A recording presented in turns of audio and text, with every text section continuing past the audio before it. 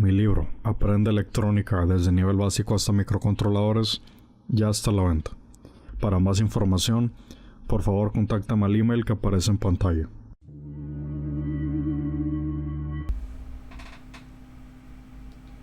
¿Qué tal, gente? Y bienvenidos a Electrónica Avanzada.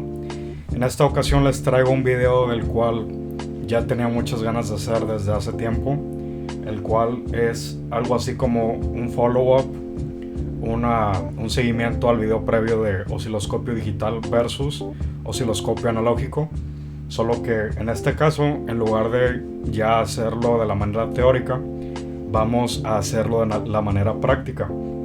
Ya tenemos dos osciloscopios aquí, el digital, que es el Tektronix TDS 210 de 60 MHz y 1 gigasample por segundo, y tenemos el osciloscopio analógico, el cual es un LG, que es el OS5020 de 20 MHz. Ambos son de 1997, entonces son de la misma edad básicamente, aunque con diferentes prestaciones. En este video ya veremos a detalle las diferencias entre uno y otro, características, pros, contras y, como siempre, las conclusiones. Así que comencemos. Bien, primero vamos a analizar las características físicas, las cuales son las dimensiones y el peso. Como podrán notar aquí, podemos observar la diferencia de tamaños, sobre todo en profundidad, es la que más es notable o remarcable. Pueden observar que el osciloscopio digital es como una cuarta parte o una quinta parte de la profundidad de lo que tiene. Esto es una ventaja enorme que tiene el osciloscopio digital contra el osciloscopio analógico. Esto lo hace preferible para mesas de trabajo muy compactas como la que tengo yo presente aquí. Tener un osciloscopio analógico ahí me presenta un problema, ya que tengo que trabajar con más herramientas como los multímetros, los protoboards, las placas, lo que sea. Entonces es un problema tener ahí todo junto con el osciloscopio analógico, pero a diferencia, el digital presenta un footprint o un área necesaria muy pequeña, es muy pequeña, lo que lo hace óptimo para este tipo de situaciones. También el peso, aunque el peso no es realmente un problema, ya que ambos osciloscopios siempre están sentados en la mesa. La verdad, la diferencia de peso sí es enorme. El osciloscopio analógico debe pesar alrededor de 8 kilos, 7-8 kilos, y el osciloscopio digital a lo mucho pesa 1,5 kilos, la verdad. Entonces hay una diferencia enorme en la circuitería, el peso de los componentes, etc. Y bien, ahora el siguiente punto a considerar es el tiempo de respuesta. El tiempo de respuesta básicamente es el input lag, como se podría llamar, entre una operación con los controles y la respuesta a la señal. Qué tan rápido, por ejemplo, se mueve con los cursores o con las posiciones verticales, horizontales, de tiempo, etc. Aquí primero vamos a analizar el osciloscopio analógico y observen la velocidad. Primero hay que enfocar bien. Listo, ahí ya se enfocó. Primero vamos a ver el analógico. Como pueden observar, la velocidad con la que se mueve la onda en respecto al control vertical. En la cámara se ve un poco más lento, pero en persona es en tiempo real. O sea, no hay un input lag real en esto porque todo es procesamiento analógico. Entonces esto nos da la ventaja de que tenemos el control en tiempo real, no hay un lag. Esto realmente no es tan importante, pero es un factor visual que a veces puede ser incómodo cuando hay mucho input lag. Aquí pueden ver la velocidad con la que podemos cambiar de tiempos, todo esto. Entonces es magnífico. Es lo que más me gusta de un osciloscopio analógico, que este es realmente en tiempo real, porque no hay un input lag, no hay ninguno de esos problemas que tendría un osciloscopio digital, y más un osciloscopio digital de hace tiempo, de los 90s como en este caso. Entonces es una característica que me gusta mucho de los analógicos. Y bien, ahora vamos a pasarnos al osciloscopio digital y van a ver que el caso es muy distinto. Vamos a acercarnos un poco más y vamos a ver que hay un input lag muchísimo más marcado. Créanme que en la cámara el input lag se nota aún más de lo que yo lo noto en persona. En persona no es tan terrible como se ve en la cámara, pero aún así existe un input lag y es un tiempo mucho mayor de respuesta que el que tiene un analógico. Entonces podemos ver que, bueno, inclusive porque tiene un ASIC muchísimo menos potente que un osciloscopio digital actual, pero podemos observar que el tiempo de respuesta respecto a los controles con la onda en pantalla, pues sí es un tiempo muchísimo más prolongado. Igual con el tiempo, pueden ver que se tarda muchísimo más en reaccionar. Pero es por lo mismo, porque, o sea, es un control digital, tiene que pasar del control, tiene que pasar al procesador y luego el procesador a la pantalla. En cambio, en el analógico pasa directamente desde el control analógico directamente al op-amp y directamente a la pantalla. Boom, es una nada lo que tiene que recorrer. Entonces, esta es una característica que difiere mucho entre un osciloscopio digital y uno analógico. Bien, ahora vamos a hablar de la funcionalidad. Por funcionalidad nos referimos a qué tantas prestaciones nos brinda este osciloscopio. Como podemos ver, tenemos todas las funciones que tendría un osciloscopio regular, analógico o digital, independientemente. Tenemos la intensidad, el control de intensidad, el focus, tenemos las posiciones verticales, como puedes ver. No sé la intensidad, aquí está, tenemos el control vertical, tenemos para poner las atenuaciones, para invertir o no la señal, tenemos el canal que queremos seleccionar, tenemos el control de voltaje por división, el acoplamiento, la rotación del trace, de la línea, tenemos el otro control del canal 2. Igualmente en esto tenemos el control del trigger, tenemos los modos, que esto es para reparación de televisiones y todo eso. Yo nunca he usado eso. Tenemos el trigger source, tenemos aquí también el control de tiempo por división. Este es un osciloscopio de 20 MHz, entonces llega solo a 0.2 microsegundos o 200 nanosegundos. Tenemos también la posición horizontal, tenemos el control de tiempo. Ahora, ¿cuál es el problema o ventaja de este osciloscopio?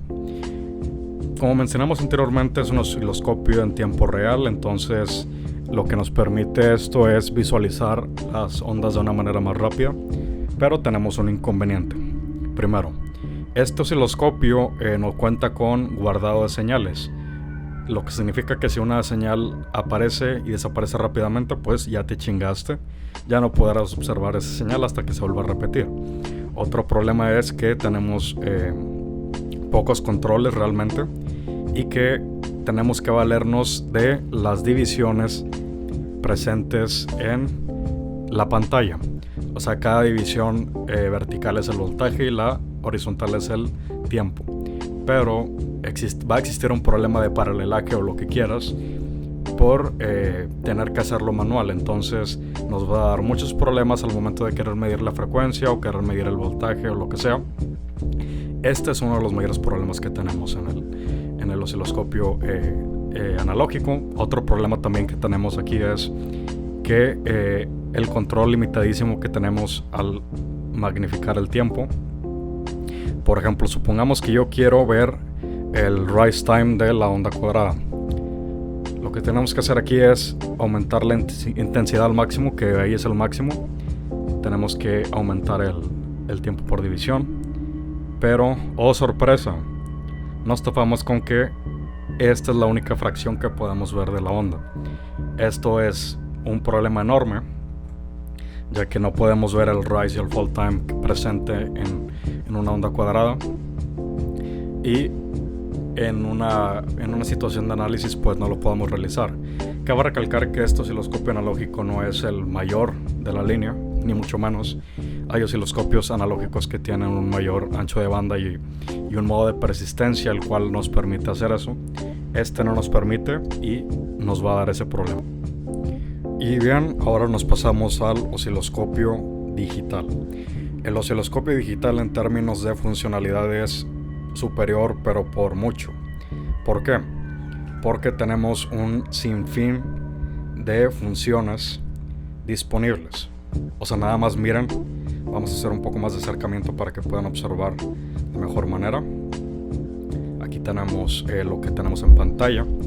Tenemos midiendo muchas cosas, tenemos el RMS, tenemos la frecuencia, tenemos el voltaje pico a pico y tenemos el voltaje medio, que es por el duty cycle, pues es la mitad.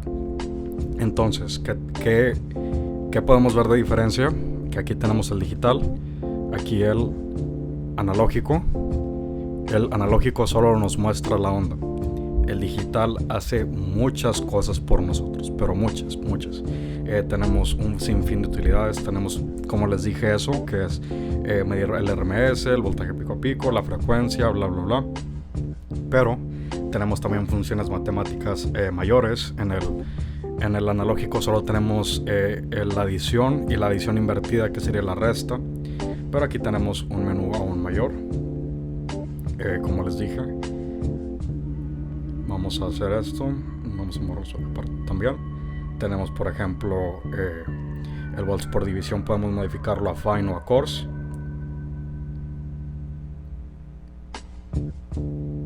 Tenemos el probe de 10x, vamos a modificarle 100x, 1000x, por contrario del analógico, que solo tiene de X1 y X10, aquí tenemos hasta 1000x, entonces tenemos una calidad mucho mayor de medición. Y bien, ahora otra cosa que es muy importante, muy importante, tenemos los cursores. ¿Qué es un cursor? Bueno, aquí podemos verlo en el menú, lo activamos y ponemos que sea en voltaje. El cursor son dos líneas, que aquí podemos apreciar una y aquí la otra. Lo que nos permite estas líneas es hacer una medición entre dos puntos, ya sea de voltaje o de tiempo. Primero vamos a hacerlo de voltaje y como podemos ver nos está haciendo la medición de voltaje. La diferencia entre estos dos, que es delta, pues será el voltaje medido. Vamos a hacerlo un poco más hacia abajo para tener una medición más exacta, y tenemos 5.04 volts. Esto nos hace una ayuda increíble al momento de medir. Aparte de la medición, podemos medir diferentes puntos de la onda, por ejemplo, cuánto hay de ahí al medio o lo que sea.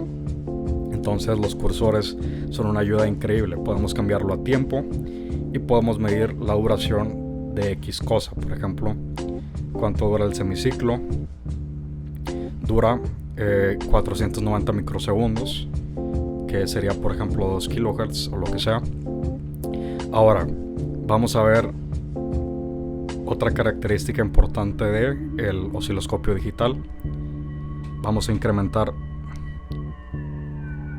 el tiempo por segundo y vamos a moverlo.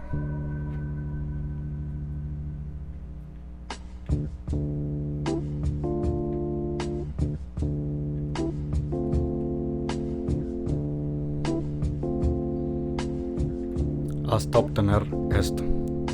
Aquí en el osciloscopio digital vamos a ser capaces de medir el rise y el fall time. Vamos a incrementar el tiempo, movemos un poco más y observan, en el osciloscopio analógico no podemos obtener esta medida del rise time, que es el tiempo del flanco de subida.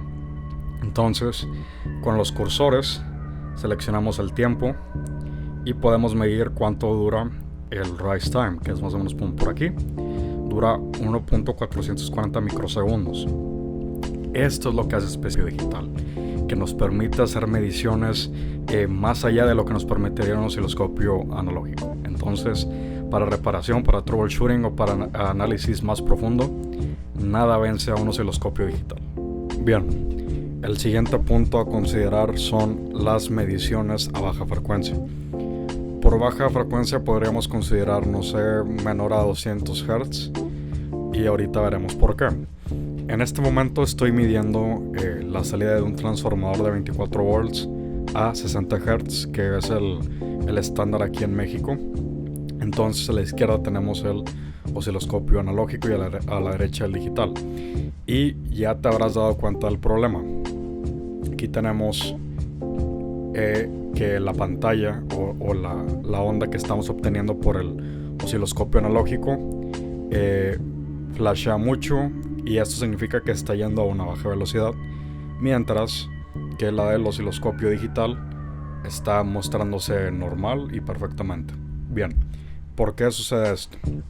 ¿Y por qué sucede a una baja frecuencia? El problema es de que la frecuencia con la que se muestra la onda se podría decir que directamente proporcional a la frecuencia de actualización o la frecuencia de viaje del rayo. Y ahorita les voy a mostrar cómo es. Vamos a ponerlo en ground y vamos a ponerlo en la escala más chica. Como pueden ver, ese es el rayo, ¿no? Hay que bajar la intensidad para que no se queme la pantalla, el fósforo. Como podrán ver, es un punto, literalmente es el punto al rayo el que está viajando a través de la pantalla de fósforo, que es lo que crea la onda visualizada. Entonces la frecuencia va directamente proporcional a la tasa de actualización o a la tasa de viaje o velocidad del punto. Entonces, para mostrar una onda de 60 Hz, pues tenemos que acomodar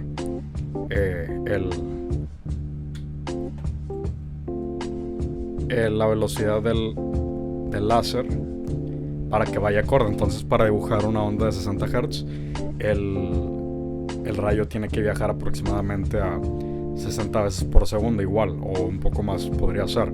Pero ese es el problema con el osciloscopio analógico, que la velocidad del rayo va directamente proporcional bueno, no directamente, pero aproximadamente con la onda. Entonces, a frecuencias bajas vamos a tener este problema de que se muestra de esta manera. Si aumentamos el tiempo por división, podemos ver que este problema ya es menor, pero aún sigue persistiendo el flasheo. Y ahí vemos que flashea mucho y va a una baja velocidad, y puede ser un problema incluso mayor para frecuencias aún más bajas, no sé, de 30 Hz, 10 Hz o lo que sea. Ahora veamos en el osciloscopio digital y igual, o sea, no tiene ningún problema. Si disminuimos el tiempo, si aumentamos el tiempo por división o si lo decrementamos, pues sigue siendo una onda perfectamente visible. Ahora viene lo peor. Existen dos tipos de osciloscopios analógicos, a grosso modo: los dual beam y los dual trace. Dual beam o doble rayo significa que tiene dos pistolas o dos tubos de rayos catódicos puestos de manera paralela para que cada uno dibuje una línea. Este osciloscopio que yo tengo es dual trace, que significa que puede dibujar dos ondas al mismo tiempo, algo así. Vamos a ponerlo en dual para mostrar, y ahora puedes ver que incluso a la misma frecuencia disminuye la velocidad de actualización. Vamos a regresarlo a un canal y va un poco más rápido. Vamos a ponerlo otra vez en doble canal y puedes ver que incluso va más lento. Y ahí puedes ver incluso que va demasiado lento, y es inútil ver esto porque, o sea, no podemos hacer una medición concreta. Este es el problema con el osciloscopio digital, que para bajas frecuencias es pésimo en comparación con el digital. En el digital, por ejemplo, tenemos ambas ondas y se pueden mostrar perfectamente, ya que se muestran una de otra independientemente. Podemos cambiar el tiempo por división y puedes ver que se siguen visualizando de manera perfecta. Este es el problema de los osciloscopios analógicos, así que considéralo. Si piensas conseguir uno para trabajar, pues ten en cuenta que las frecuencias bajas van a representar un problema. Y bien, ahora toca hablar de lo malo de cada uno. Vamos a empezar por el osciloscopio analógico. Como dije anteriormente, este no es el mejor osciloscopio analógico que puedes encontrar por mucho. O sea, están los Tektronix, los afamados y tanques Tektronix, que eran los mejores, o los HP, que son de los 70s y de los 80s. Pero pues estos problemas están presentes en la mayoría de los osciloscopios analógicos, así que da igual. Bueno, como dije, primeramente el problema es las dimensiones, que es extremadamente largo o tiene mucha profundidad, entonces el footprint que va a ocupar en tu mesa de trabajo es increíblemente largo. Otro problema también es la carencia de funcionalidades. No podemos guardar una onda para estudiarla entre comillas a mayor detalle, o en caso de una onda que se presente muy esporádicamente. Ese es otro problema. Existen osciloscopios analógicos con ciertas características de uno digital, pero no son ni un cuarto de lo bueno que sería un osciloscopio digital puro. Otro problema, como dijimos ahorita, es las bajas frecuencias son el enemigo del osciloscopio analógico. No se muestran bien, como puedes ver aquí. Se muestran muy mal. Entonces puede llegar a ser un problema, aunque hay que ser realistas. La mayor parte del tiempo estamos analizando señales de 1 kHz, de 10, de 100, de 1 MHz, no sé, pero de igual manera puede llegar a ser un problema en este caso. Por ejemplo, en electrónica de potencia, donde tenemos que usar triacs y controlar el ángulo de disparo o lo que sea, entonces puede ser una desventaja en este punto. Y como otro punto que les dije es de que carecemos de cursores, carecemos de medidores de voltaje, de frecuencia, de lo que sea. Entonces efectuar una medición directa en el osciloscopio basándote en las líneas, en las divisiones, es un poco complicado. Tendrías que apoyarte de un multímetro aparte, de un multímetro midiendo frecuencia o lo que sea. Entonces puedes llegar a no ser tan útil como un digital. De igual manera son muy baratos. Si eres un principiante, puedes adquirirlo, pero ten en cuenta que no te va a ofrecer lo que un digital te va a ofrecer. Bien, ahora mencionemos los problemas de los osciloscopios digitales, o más en concreto de los osciloscopios digitales de los 90s o de no tan grandes prestaciones. Cabe recalcar de nuevo que este no es el mejor osciloscopio digital que puedes conseguir por mucho. Ni siquiera era el mejor de su época, aunque daba muchas ventajas en comparación a otros digitales de los 90s, como por ejemplo el tamaño. Uno de los problemas mayores de un osciloscopio digital de los 90s o de pocas prestaciones, bueno, no pocas, pero comparado con los osciloscopios digitales buenos de hoy en día, es primero, y lo más importante, es la velocidad del input lag. Como ya lo dijimos, es un poco lento, responde un poco lento, pero pues es de esperarse un osciloscopio de este tiempo.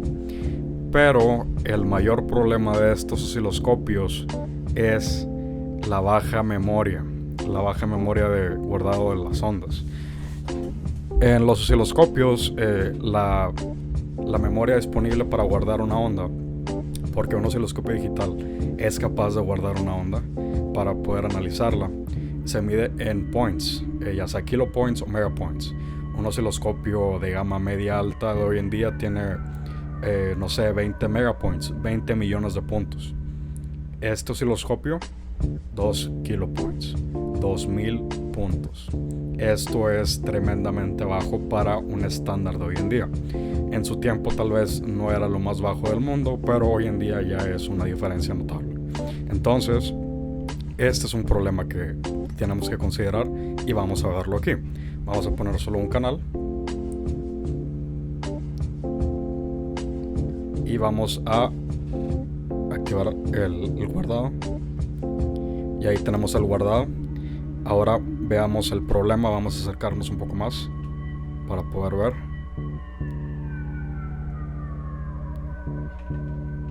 Aquí está. Listo. Ahí se ve bien, entre comillas, pero ahí puedes ver que al momento de alejar o disminuir el tiempo de división por segundo, de segundos por división, disculpen, la resolución cae mucho, y más si lo hacemos de esta manera. O sea, ya puedes ver que la resolución ya se fue al carajo totalmente. Y esto es porque tenemos que guardar la información de 3 ondas. O sea, tuvimos que guardar más información. Vamos a parar de nuevo y vamos a guardarla de una sola onda visible. Vamos a ver cuál se acomoda mejor. No sé, así mero. Le damos.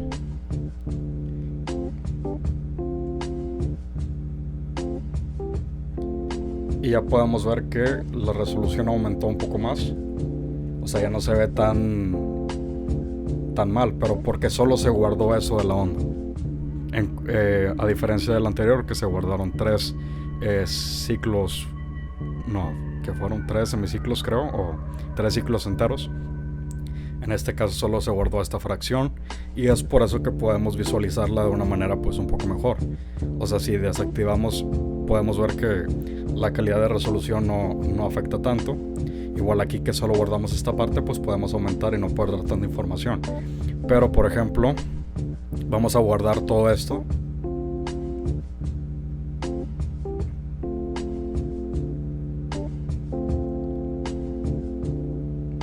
Y pues la resolución se pierde de igual manera. No es lo peor del mundo, como les dije, sigue siendo funcional. Ese es el punto, sigue siendo funcional. Pero si lo comparas con un osciloscopio de hoy en día, o incluso de esa época, había osciloscopios como los Lycroy que tenían una cantidad enorme para su tiempo, que era de alrededor de 1 megapoint o 2 megapoints, 2 millones de puntos, y eso en los 90 era mucho. Entonces Tektronix tuvo ese problema en esa época de tener baja memoria de guardado para las ondas, pero pues igual sigue siendo algo funcional. Y bien, gente, para concluir, ambos osciloscopios son buenos. Cada uno tendrá sus pros y sus contras, pero si piensan conseguir uno y para largo plazo, adquieran un osciloscopio digital. Un osciloscopio analógico, la verdad, no te va a dar tantas ventajas, y si es que te puede dar alguna frente a un osciloscopio digital, ocupan más espacio, gastan más energía y no dan tantas facilidades. Si tú eres un estudiante que recién empieza, pues sí, puedes conseguir uno muy barato y eso te va a servir por un tiempo. Pero si te vas a dedicar a esto, esta es tu opción. Esto es tu opción, el osciloscopio digital. Los osciloscopios analógicos pues sí pueden servir de vez en cuando para tal vez hacer mediciones que prefieras comprometer tu osciloscopio analógico antes del digital, la verdad. Tal vez mediciones de riesgo como voltajes de toma corriente de 110, 220 o lo que sea, pues para evitar volar en pedazos tu osciloscopio digital, pues mejor que truene el analógico, obviamente. Pero bueno, ese no es el caso. El punto es de que el osciloscopio digital te va a dar la mayor cantidad de beneficios, la mayor cantidad de prestaciones. El osciloscopio analógico pues sí fue bueno en su tiempo, pero ya no es lo que era antes. El osciloscopio digital llegó para quedarse. Y bien, espero que les haya gustado este video. Si les gustó el review, este review comparativa, pues háganmelo saber en la caja de comentarios.